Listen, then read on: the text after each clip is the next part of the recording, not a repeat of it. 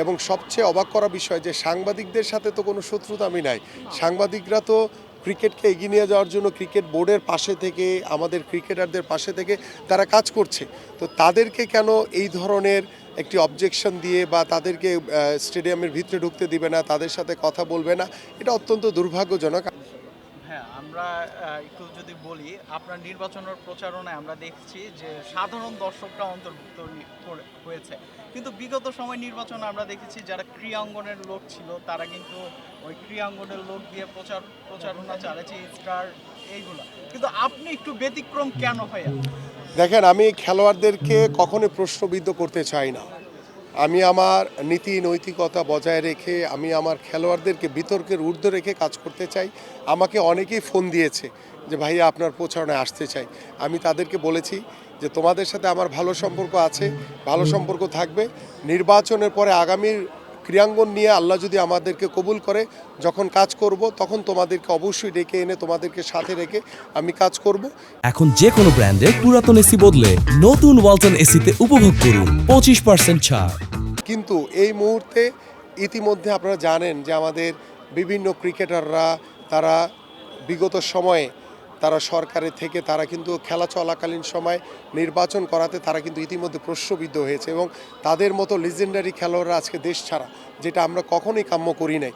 So আমার কাছে মনে হয় যে খেলোয়াড়দেরকে খেলা ছেড়ে দেওয়ার পরে রাজনীতিতে আসা উচিত। আমার মতো আমি যেভাবে খেলা ছেড়ে দিয়ে এসেছি এবং এই ধরনের নির্বাচনী প্রচারণায় খেলোয়াড়দেরকে ব্যবহার করে আলাদা কোনো ফায়দা নেওয়ার চেষ্টা না করে বরং নিরপেক্ষভাবে আমরা প্রত্যেককেই লেভেল প্লেইং ফিল্ড তৈরি করে দিয়ে আমরা যাতে নির্বাচনের প্রচারণা চালাতে পারি, এই কারণেই আমি বেসিক্যালি কোনো খেলোয়াড়দেরকে ওইভাবে আমন্ত্রণ করি না যে তারা তাদের মতো কাজ করুক, আমি আমার মতো কাজ করি। আল্লাহর রহমতে ইনশাল্লাহ নির্বাচনের পরে ইনশাল্লাহ আমরা ক্রীড়াঙ্গন নিয়ে যখন কাজ করব তখন তাদেরকে সাথে রেখেই আমি সকল কার্যক্রম করব ইনশাল্লাহ। আমরা অনেক ক্রীড়া সাংবাদিক আছি যারা আপনি ক্রীড়াঙ্গনের লোক, আমরা আসি, এতে কি আপনি বিরক্ত ফিল করেন?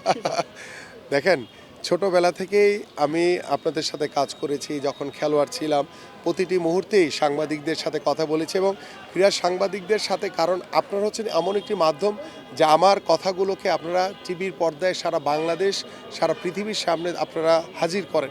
সো এটি কিন্তু একটি পারিবারিক বন্ধনের মতো। যেমন খেলোয়াড়দের সাথে ক্রীড়া সংগঠনের একটি সম্পর্ক থাকে, ঠিক ক্রীড়া সাংবাদিকদেরও কিন্তু একটি সম্পর্ক থাকে। সো এটি নিয়ে বিরক্ত হওয়ার কোনো কারণ নাই। আমি চাই যে আমি আমার যে কাজগুলো করছি সেই কাজগুলো আপনাদের মাধ্যমে আমি যাতে স্বচ্ছতার সহিত সততার সহিত যাতে জাতির সামনে উপস্থাপন করতে পারি। আপনি ক্রীড়াঙ্গনের ক্রীড়া সাংবাদিকদের পাশে আছেন, অথচ যারা স্টেক হোল্ডার ক্রীড়া সাংবাদিকদের বলা হয় যে বিসিবি স্টেক হোল্ডার, সেখানে ক্রীড়া সাংবাদিকদের বন্ধ করে দিয়েছে। আজকেও দেখলাম যে অনেক সাংবাদিক গেটের বাইরে দাঁড়ানো আছে।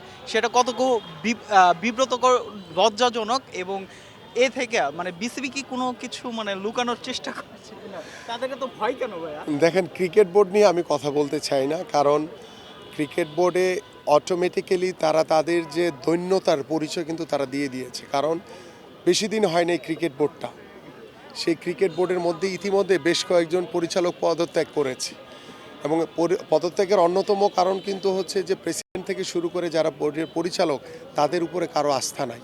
আস্থাহীনতার কারণে কিন্তু তারা আস্তে আস্তে একে একে সরে যাচ্ছে। আবার অনেকে রয়েছেন যারা নিজেদেরকে অনেক ক্রিকেট বোদ্ধা মনে করেন, বাট বাস্তবিক অর্থে আমি জানি না তারা কতটুকু ক্রিকেট বোঝেন। এবং সবচেয়ে অবাক করা বিষয় যে সাংবাদিকদের সাথে তো কোনো শত্রুতা আমি নাই। সাংবাদিকরা তো ক্রিকেটকে এগিয়ে নিয়ে যাওয়ার জন্য ক্রিকেট বোর্ডের পাশে থেকে, আমাদের ক্রিকেটারদের পাশে থেকে তারা কাজ করছে। তো তাদেরকে কেন এই ধরনের একটি অবজেকশন দিয়ে বা তাদেরকে স্টেডিয়ামের ভিতরে ঢুকতে দিবে না, তাদের সাথে কথা বলবে না, এটা অত্যন্ত দুর্ভাগ্যজনক। আমার কাছে মনে হয় যে এগুলো ব্যক্তিগত পর্যায়ে এগুলি আলোচনা না করে এগুলো আমি আমাদের যে ক্রীড়া উপদেষ্টা রয়েছেন তার কাছে অনুরোধ করব যে আমাদের ক্রীড়া সাংবাদিক যারা রয়েছেন, যারা ক্রিকেট বোর্ডের পরিচালক রয়েছেন বা অন্যান্য স্পোর্টসের ক্ষেত্র, সকলের ক্ষেত্রেই আমি মনে করি যে আমাদের ক্রীড়া সংগঠক, খেলোয়াড় এবং ক্রীড়া সাংবাদিক আমরা একটি পরিবারের মতো চলতে চাই। তো সেই পরিবারের ভিতরে যদি কোনো সমস্যা থাকে সেটা আমরা আলোচনা করে সমাধান করব। বাট আমরা একে অপরকে কখনোই যাতে প্রতিপক্ষ না করি, কারণ আমার কারো ব্যক্তিগত ইস্যুতে আমার ক্রিকেট, আমার সমৃদ্ধশালী মর্যাদাশীল যে ক্রিকেট, সেটা যাতে ক্ষতিগ্রস্ত না হয় এবং আমার ক্রিকেট বোর্ড যাতে ক্ষতিগ্রস্ত না হয়। কারণ এখানে আন্তর্জাতিকভাবে আমাদের আইসিসি থেকে অনেক নিয়ম নীতি রয়েছে, সেগুলো মেনে আমাদের ক্রিকেট পরিচালনা করতে হয়। আমাদের এএফসি থেকে বা ফিফা থেকে আমাদের ফুটবল ফেডারেশন পরিচালিত হয়। এরকম অলিম্পিকের আন্ডারে অনেক স্পোর্টস রয়েছে।